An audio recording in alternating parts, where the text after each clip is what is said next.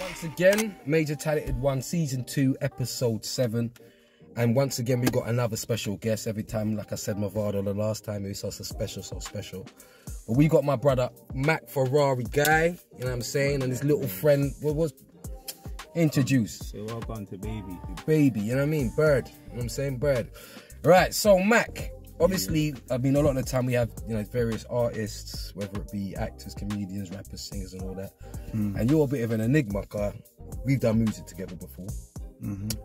But in relation to your community work and all that stuff, like, I mean, let me know a bit about yourself in respect to, I mean, when did it start for you to say, you know what, let me start doing things for the community, let me start doing things for the kids, let me start doing things. So let me know about your journey there. Yeah, that part of the journey started at around 29. 29, okay. Yeah, so it started around 29. And there was just like an epiphany. Something came to me and just said, one day, this might change your life. And so then I just like, I saw how community was moving, and then I was just like, I feel like I've got something to add to it.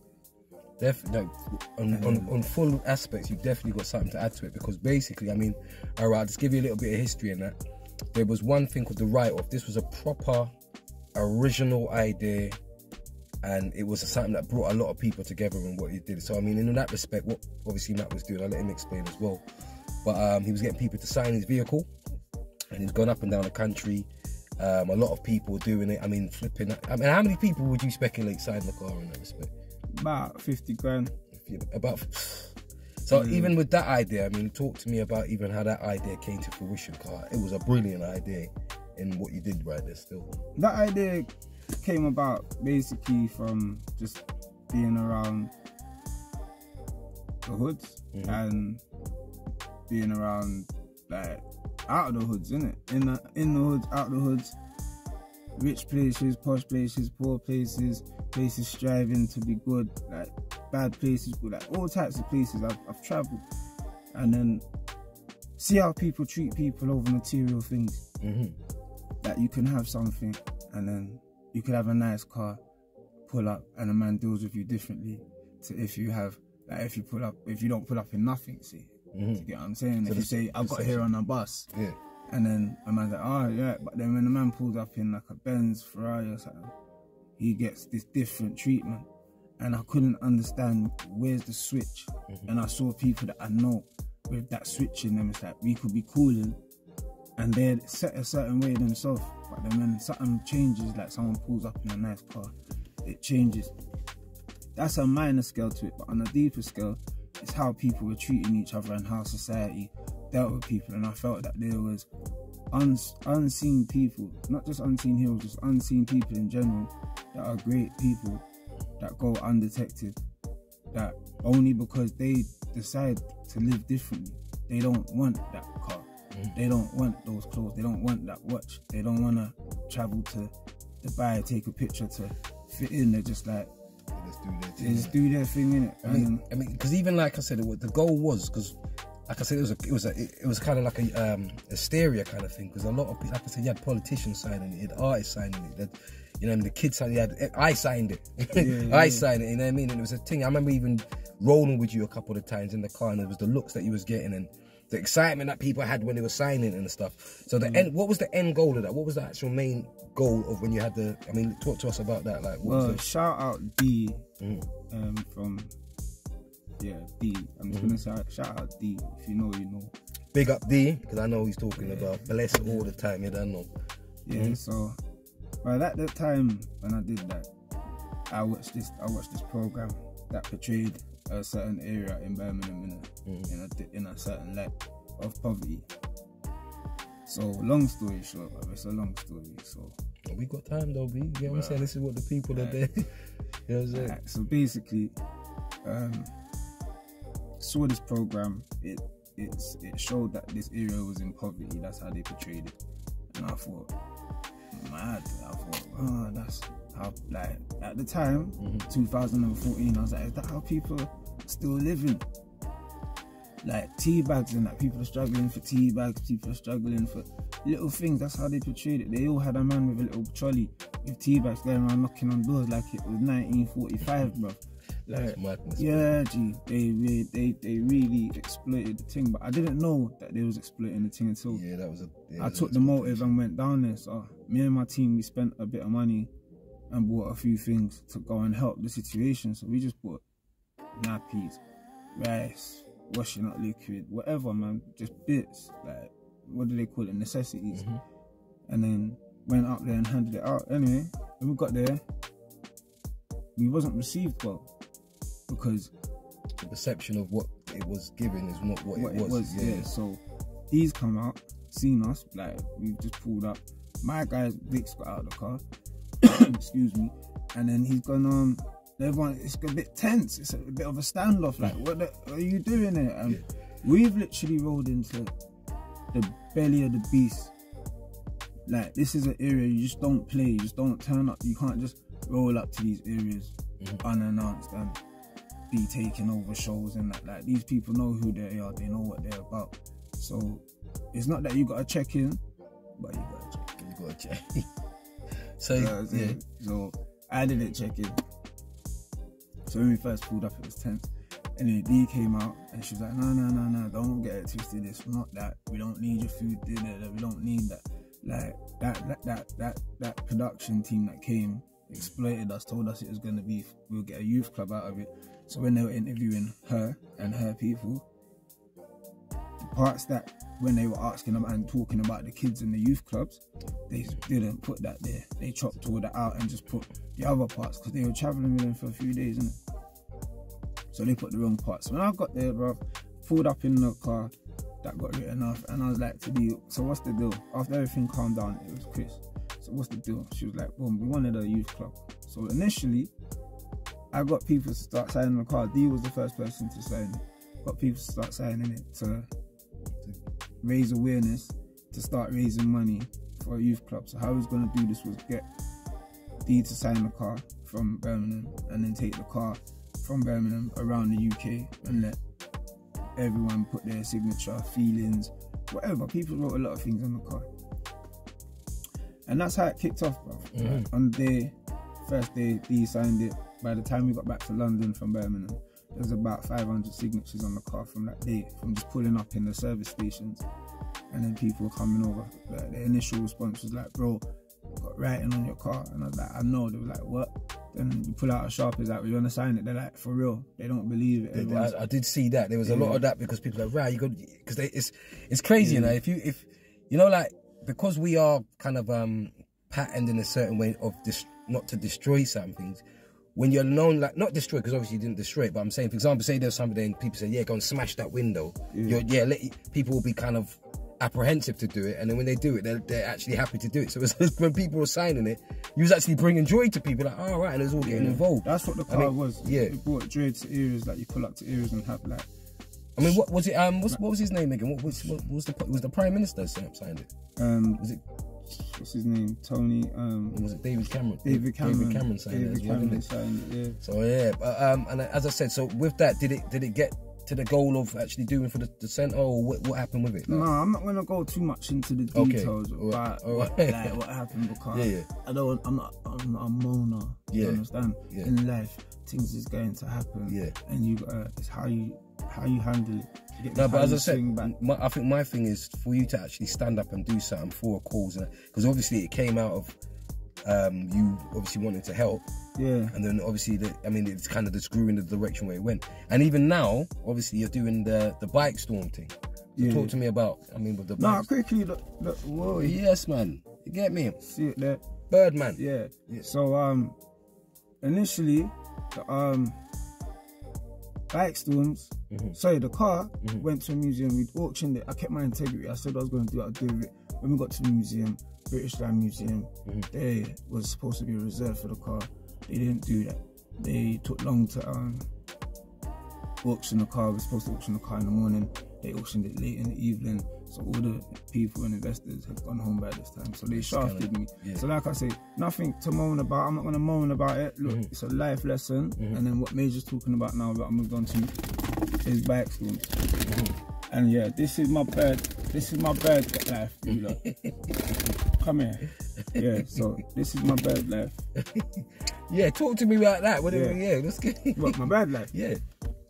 Like, yeah, so you like, yeah, seeing life, man's been like penetrated by different people, no homo, in terms of like pain, in terms of like, you know, energies, people, friendships. And I'm just an animal, man, innit? Like, these things don't hurt you, and when they're gonna hurt you, you know about it. And there's a reason why they do it. Like, you can kind of say, yeah. Like, and there's a reason why he does it. And there's a reason why this one's flying now. You can probably see his godfather anyway. But anyway, listen. So that's why the bird's there. But Backstorms now came about from a young boy passion from riding. I used to ride bikes everywhere. Lots of us did. And when bikes became a thing where, to me, it weren't cool to be on a bike. You want to get straight into a car. Can't pick up a girl on a bike and that. So, but kids were riding motorbikes at a young age, and they were losing their licenses. They were having accidents, and I was like, you can have 10 bicycle accidents and be cool, but a motorbike accident, you can need one to live. So, basically, I put together a ride out in 2015. This is after the car, and I wanted the kids to come together and be a unity, but I only expected like 50 kids to come up. Started editing their videos of them wheeling on the bikes, and then I thought, what? There's so many of them, but they don't know each other. So let me do a little meet up, and what we all got in common is that we can wheelie a bike. Keep on wheeling. I mean, that's bro, you know, it's a thing. Like, back when I was young and used to be on my BMXs, and I had a Vector. Not too many people know about the Vector. I had a Vector with all the electronics and shit on it. But I could wheelie to a certain point. I could, you know what I mean, not keep it up for a little while. But now I'm seeing these youths there. These youths are flipping, like, doing madness, or swinging around and doing the crazy thing about that. Like, flipping, like, with you, I mean, obviously, you got technique with it, like, the way you be on the bike. Yeah, it took a couple of years to get there, but yeah, it's there. But man, these youths are doing it like it's nothing, blood. Yeah, it's there. You know what I'm saying? So that's what it was. The talent's there, and I saw a talent in it. I saw it's not just, you can ramp with it, but it's actually a skill. I tested it, saw what it was, because I couldn't wheelie in the beginning like how they could. There's two different types of wheelies. Birdman is doing a lot right there. There's two different type of wheelies. Come here. Yeah, there's two different type of wheelies going on. So there's a wheelie where you can wheelie like we used to, no back brake. When you go off the back, you go off the back, or you just drop the wheel back down. There's a technique where you press the back brake. Did you used to press the back brake? I never used to press no back brake. So a lot of us, you know what I mean? A lot of us from the 80s and past that, we don't know about no back brake. We know about pop the back, wheelie it. When you fall off or you put your leg, you catch yourself with your feet. Cool. These kids are on the back brake thing. They've worked out the dynamics and the scientific side of it. If you're riding up, I'm not even gonna give you like the thing. You know what I mean? You have to work it out. That's the secret. But yeah, man. And then so we was together, man. 2015, I started a bike life family. Called it Backstorms. It was huge. Like, first ride had about 450 to 500 kids. When I saw that, I was like, wow, that's amazing. All I wanted them to do was go into agreement with me is that we don't fight each other and we don't kill each other, and that we change the stereotype of what everyone is expecting this meet up to be.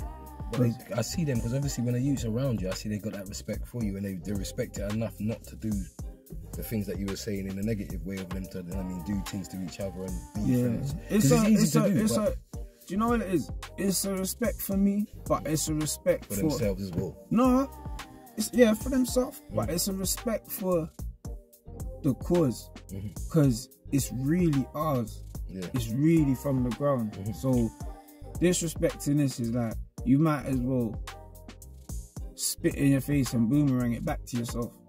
Let it come back to you, because this is ours. This is all we got, kind of thing. Yeah, no, definitely. It's not touched. It's like the police. This is us. When we're together in a group, this is us. So I reckon that people actually understood that from the first time we did the ride out, and we recognized our power in numbers. we don't need to act up. It's like, right, we're seeing the police react how they've never reacted to this amount of numbers before, where there's no arrest, no search, no stop and search, no nothing. Everyone's cool. And I can tell that the police were obviously, when it first come around, they're just expecting trouble, innit? They're just being apprehended, they just want to jump and be like, no. And I think, as I said, the unity it causes as well, that can worry people as well, because like I said, it's strength in numbers and them things. And that's where I came into it. So you can unify people and have a wrong type of leader, which is guiding them wrong, which is agreeing with kicking the cars and doing all this madness. Or you can have someone who's sensible, leading. And I learnt my lessons out. It's not that I wasn't always sensible. There's learning curves. Definitely. So in the beginning, from riding, normally in my personal life, if I'm driving and someone hits my car, if I'm riding or a car hits me, I'm more likely gonna ride up to that car, slap his car and say, yo, what are you doing? And even though I didn't damage it and I slap his car, that action there is a thing saying you can't set precedents. So if I slap a car like that, I can't go and tell a kid, slap it exactly like how I slapped it. They're gonna either hit it harder or less, but it's not gonna be the same, and you're more likely gonna hit harder. And I learned that one day. When I was out there, you have to like know what you're doing if you're guiding people. I looked and I saw the reaction of the kids. They were ready to mob this car. Yeah, and I said, Matt, you know what? When you're out with these lot, know what you're doing, because this ain't your reaction no more. Your reaction turns into 50 people reacting to what you're doing. So being in a position like that, people call it power. I call it responsibility. Well, you know, the saying, with great power comes responsibility. It's the same kind of, you know what I mean? I just take away the power and I'll go with the responsibility, because the power can get to your head. Understand the responsibility first, and that's powerful in itself. So that's what it was, bro. Like, through being, I call them my family. Through being with our family, we had days out when we was growing. We all grew the culture. I couldn't have done it without them. They possibly couldn't have done it without me, but we've done it together. I mean, do you know what it is? I mean, there's been a lot of people who see what you do and appreciate what you do. I mean, you've had various, you know, celebrities jump on board and that. And like I said, for me personally, a celebrity doesn't make you better than the next person for being that. It's just obviously more known than that. You've had, I mean, obviously Stormzy was jumped on it as well. I see him do that. And like I said, it's just an awareness. I mean, that's the way that you maneuver and the way you work. Because this will be one thing. Next thing down the line, you're going to be doing something else. This is just like from how long I've known you. Look out for what's coming next. You understand? How long I've known you, you've always, you know what I mean? Always, you're a survivor. And you kind of adapt to your environment and then come up with something next, and then you're off into a next direction. You know what I mean? And not too many people know he does the music, and I said we got some God's grace. Everything Miz just said, by God's grace. You see, when I just ran my mouth and I said, yeah, look out for the next. That's all ego. Do you get what I'm saying?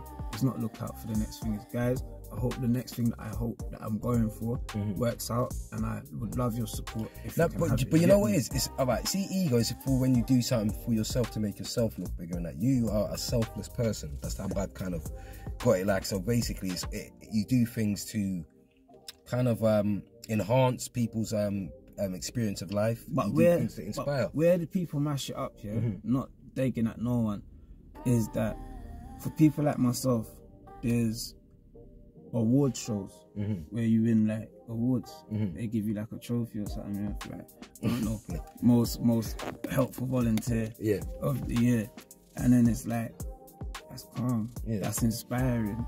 However, when you're now an organization, you're now kind of battling against another organization that's doing good, because now it's like that award, and that's what I was talking about, the power. Like, when it goes to your head, it's like, are you working hard and you look wanting to be a success to receive the reward? At the end of the day, because I've never turned up to an award show. But won 2 awards. But you know, it is one of those ones, because obviously some people could be doing something just for the awards and for the plaudits that come with it. In that respect, but as I said, if that's not your intention, I mean, if you go to the award to get the acceptance of, I'm not even acceptance, to get the awareness. No, but listen to my point. If you go there and say, all right, boom, I'll take, but your intention is not for that. So if that's a part of it where people kind of recognize what you're doing, Do you know what I mean? Because look, you have the thing like the Nobel Peace Prize and all these other things, and people are selfless and that was to a point. Do you know what I mean? But you know what you're there for. You actors, you singers, you rappers, you lot deserve awards. You lot are grinding, you're writing, you're doing everything. Us community workers, we want support. That's what we need more than a trophy. So when I'm taking an award one night, I know in my heart there's a couple youths scuffing right now on a block 5-mile radius to me, or selling a draw right now 5 miles radius to me. So what I what I always try to get to my people is that I would love these days to be, let's do the work, man, for like people like the communities, these award things. I get why we do it, people, but let's find another way. No, let's not. Look, look, who am I? But let's put it into perspective. This is what I'm going to say. In the sense of, okay, if you get recognized for what you're doing, and your intention is obviously to help. If you're getting obviously plaudits for it, that's all, let it be it. But you know that your intention is pure. So therefore, if you're getting it to recognize, and furthermore, that could open up more. So for you to be able to do more. You see what I'm saying? Now you've got applauded by, all right, I'm about this. My name's Mac Ferrari and I do this. And you've seen what I'm doing. And when I'm getting awards, more going to bring more awareness. So it's depending on which way you play it. That's the way I feel. So I don't go for bidding for like certain things for my organisation. The reason I don't go for bidding, first time I did, I didn't understand this whole thing because like I done 3 years with Bike Stones without asking for funding. So when I went into it, people, my team said, go see what this bidding thing's about, and it's the money coming from the government. And I looked at it, I went to this meeting. There's a brother over here, he's got organisation. There's 2 ladies over there that represent their organisation. There's about say 8 different organisations, maybe more. Everyone here is doing something amazing with the children. Everyone here is at grassroots. So everyone here needs help. So, but there's like 20 grand to spread. That's up for offer. Or say, let's just give them the benefit. Let's say 50. That's up for offer. One person's gonna get the 50. Out of all these organisations. But you got a bunch of kids over there. Like me over here, stand here. I seen what you're doing. I've got my kids over here. Seen what you're doing. This money comes to our organisations, not directly to the kids. What makes my kids more worthy than those kids? Yeah, not true. At that time. So if it's 60 grand and you invite 11 organisations that are doing good work, then it's 10 grand per organisation.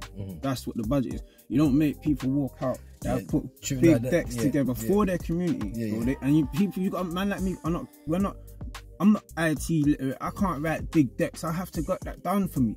And luckily people might help me, but I might have to pay for that to go and apply for the funding. And I see so many young brothers, young sisters out there that have got the hearts and the determination, but actually getting to the stage where they can get the funding, there's so many loopholes they've got to jump through that it's like that. So then the people that end up getting the money is, sorry to say, is the white man who's been in there, who they know for years, who knows how to write the bid, who knows how to write it. He gets it, and then he is known to be the funder. Then next year he gets the award, and And what I'm saying is, I feel in this society, we are like putting a ring, an invisible ring, like cocks, but we're not told it's a cockfight. It's just like, oh no, go in the ring, man. But it's a cockfight. Now, in certain situations, if you're bidding for property and it's all about financial gain, then have that situation where who wants that plot of land over there? That's all money that can burn. But when you're talking about kids' lives, like those kids need medication, these kids need this, these kids need that facilities. I don't think nobody should be in no bidding type circle. It is when you put it in that kind of terminology, because as I said, even with that, like that person, like you said, inverted commas, who gets that award and he gets that money, is that person putting the money to where it's supposed to go, or is he putting a little bit of money there? And then, because it's like, for example, like look at Black Lives Matter, in it, like for example, and I don't even really want to be in a political thing, but Black Lives Matter, the majority of the money's not going to where it's supposed to be going. It's going to certain people. They're making mad profit, millions they're making. Yeah. So it's where they just put the face of charity. This is the charity, and this is what it is. So people give to that, and then they just take the money anyway and make it look a little way. A lot of it goes to marketing and funding the marketing. So the travelling, it's not just in posters. It's them running buses to get the people that have joined the team to a venue so that we can all be there together. It's hiring out. So when you get the 60 grand, it's already 5 grand on the coaches. It's already 4 grand because you want t-shirts and you're doing this, and it's all pitching. You're pitching and pitching and pitching, and it's like that, bro. This is why you'll see millionaires. I always clock why millionaires don't get involved in the rat race when it's that and they got the money, because they look at it from a calm position because they're not hungry, and they say, you don't know what you're doing. No disrespect, and money can't just be handed over like that. Like, I can't just give you 50k. Like, it's got to go through a razors like this, otherwise you might have to be taxed for it if it's that. Yeah. So if your organisation and it's that, then I give that to you, millions, I give you that to you. What about your next door neighbour? Yeah. Like, yeah, they might not get it, but they might not. And there's enough people, you out there, if you're running an organisation, you know you're not getting that money. You know, and you've been doing it for years and years and years and years. And do you know what happens there? The person, the leader's morale goes like that. As much as it on the surface, it seems like that. That's human. That's human nature, innit? There's only so much like that. And but you know what happens then? The kids feel that drop in morale, and then they just lose. They lose. And then it's like that. And I always tell people, when you're dealing with young children, like the ones you're trying to get out of a situation, you got a 2-month window if they give you that, and that's fighting against all the social medias, all the parties that's happening, their lives, their personal lives. You got 2 months. A kid will always want change, and they will give somebody a chance. You got 2 months. And I think it's the more people that let them down, is then it's harder for them. The months become Someone starts with 2 months. The next man that comes and says what you said after, the kid might give him 3 weeks. Then after that, if that man flops, the kid might give him 2 hours till the kid says, you know what, nah, brother, it's cool. That's true. Cool. Give me my zoo. It's cool, bro. I've seen you guys. You come, you do this. You brought magazines down. You got a print out, and then boom. And that's what I've never wanted to do to the kids. And that's why I turned down a lot of PR work, a lot of like turn up work. It's like, these people, the school wants me to turn up because I'm Matt. Give a speech, I leave. What changed for you? Oh yeah, Matt came to our school, but what changed for you? So Matt got paid to come here. That's why a lot of times I don't take money to go to the schools as well, because I'm like, you're paying me for what? For my time, yes, but what you're asking me to do, I want there to be a cause and effect. Yeah, that's exactly what it is. So, I mean, as I said, there was obviously the unfortunate thing with the schoolgirl, yeah. And this kind of falls into some of the things you're saying. When the schoolgirl, you know what I mean, obviously was when the white kids beat up the black girl, and it was a big uproar. And I saw certain people use it as an opportunity to get clout. I think we had this conversation. And the funny thing is, it was deep, because obviously when you went, I didn't feel that. I didn't feel that you went to do it. You went because there was a cause that you felt, you know what I mean, there was a wrong situation, and you went there. But as I said with you, I've never seen it as clout. No matter how many people come into your pages or follow you or in that stuff, I've never seen it as clout, because I know you. And that's the essence of what I'm saying. You have to remember who you are. Yeah. Like, people are going to perceive you and respect you or not respect you how they want you, but you have to remember who you are. I have to remember who I am when I came into this thing, and I would have went to that thing by myself, because it got to me. I didn't go down there as bystanders. I didn't go down there with my phone out. I didn't go down there as an organisation. I just went down there as a father in community. Forget anything you know about me today. I'm a father of community. Like, drop my status out. I'm not here talking to the teacher because I'm my status. I'm here talking to the teacher because I'm a father. Yeah, that's it is a deep thing on that Rigmore, because as I said, if that was my youth, I ain't going down there to talk, innit? Like I said, I'm just being real. I just gotta be. I'm not going down there to talk. It's peak, innit? So in that respect, but at the end of the day, you went and did your thing, and you know what I mean. Let your thoughts be known, and let your presence be felt. You've done, like I said, the write-off, the bike store. I mean, you're just going from strength to strength and all the things you do. And I mean, like, and obviously I'm not going to give any away secrets of what your next step is. But But the end goal, what was the end goal of everything? Like, so when everything's said and done, I mean, obviously you're so... I'm here and I'm gonna be gone. Yeah, so there's no end goal. My thing is live accordingly until I'm not here no more, and be helpful. If God's allowed me to be helpful, be helpful. If He's giving me a skill, a skill to use, skill's different from talent. Like, that's definitely true. If He's giving me a skill to use, I'm gonna use it. Otherwise, I'm paranoid to feel that He might take me out of this world with a heart attack or something, because it's like, people, utilize what God gives you. Yeah. Otherwise, if you're not given His tools, God will let you have your fun on the side, you know. But put in your shift with Him. Get me? So I put in my shift, bro, until I'm out of this earth, and I don't like talking about the future, because I'm like Cadet.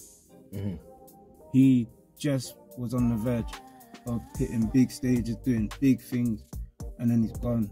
So I find it disrespectful to make plans, and don't make people force you into making 5-year plans. Say, is your tomorrow good and is your family secure? Yeah, and if you can secure them for like the next 2 weeks and you know that in your mind, do that. But remember, people you've loved are gone like that.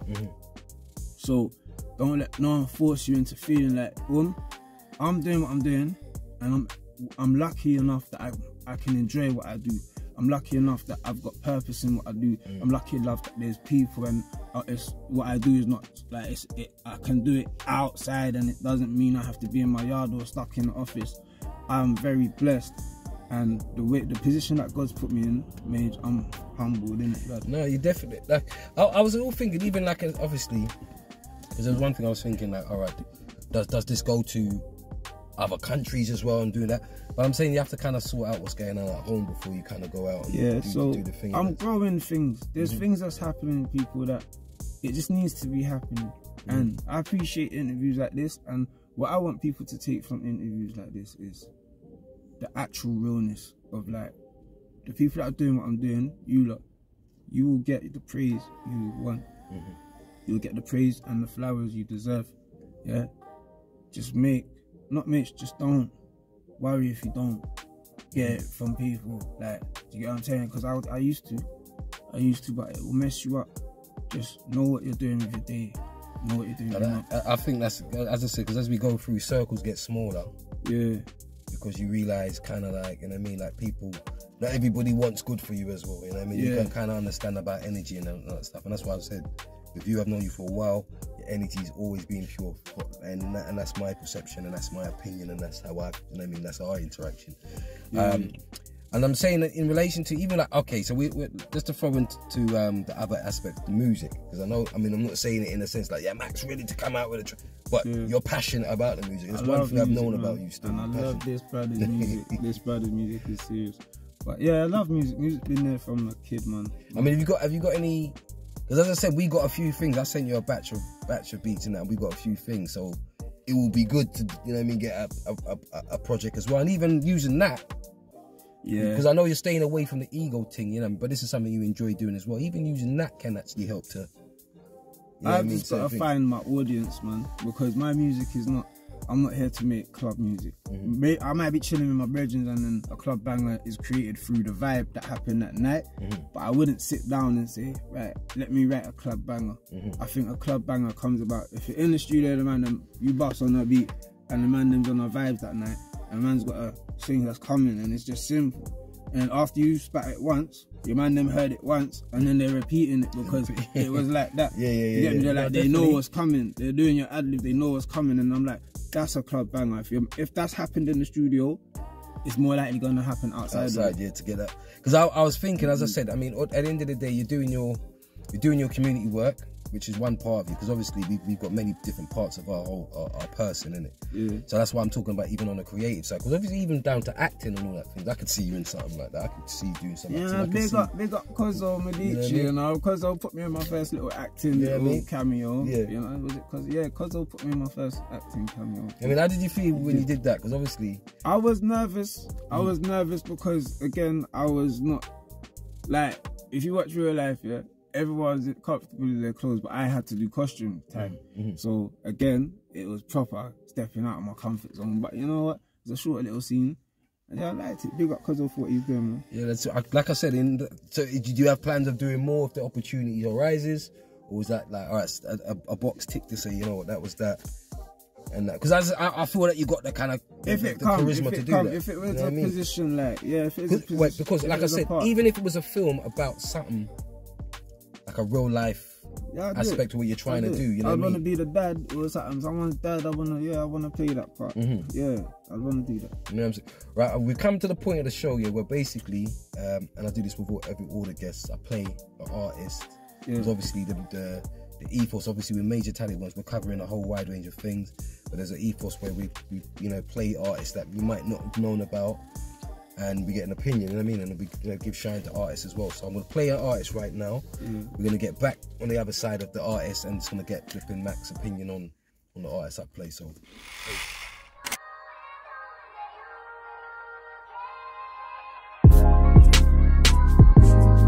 You got that's all I am. New year, so there's a new test in it. I wish you all well, so let me put my 2 pence in it.